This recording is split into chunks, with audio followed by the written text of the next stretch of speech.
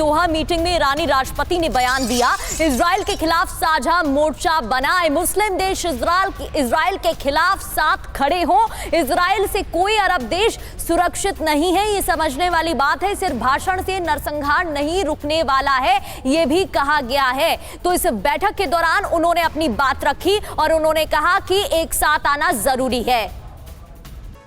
Iran के राष्ट्रपति को आपने सुना। दत्ता सर, साफ तौर पर धमकाया जा रहा है कि आर्थिक मदद तक रोकी जा सकती है, नए सैंक्शंस लगाए जाएंगे और अगर मुस्लिम देश एकजुट हो रहे हैं और यूनिफाइड तरीके से साथ आ रहे हैं तो फिर इजराइल क्या करेगा?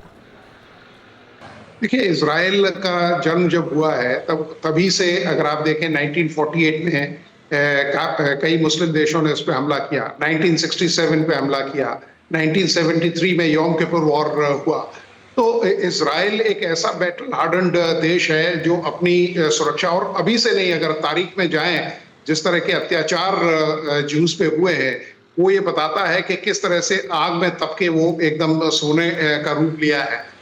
रही बात सैंक्शंस की, देखिए इजराइल के ऊपर अगर वो सैंक्शंस लगाते हैं तो इजराइल को जो सपोर्ट है, अगर आप देखें अमेरिका का बहुत बड़ा सपोर्ट है और अमेरिका प्रखर रूप से इजराइल के खिलाफ नहीं आएगा।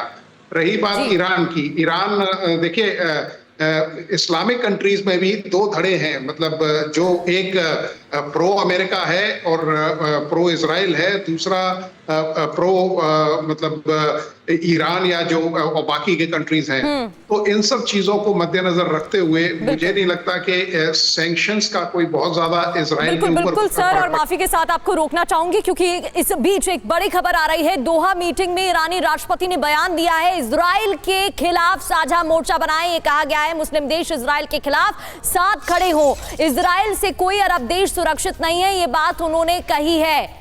ये इसलिए भी महत्वपूर्ण हो जाता है क्योंकि लगातार इजराइल की तरफ से अटैक जारी है, लेकिन एक साथ ईरान की तरफ से अपील की गई है सभी देशों को, अरब देशों को आने की, जिससे कि इजराइल पर प्रहार किया जा सके। तो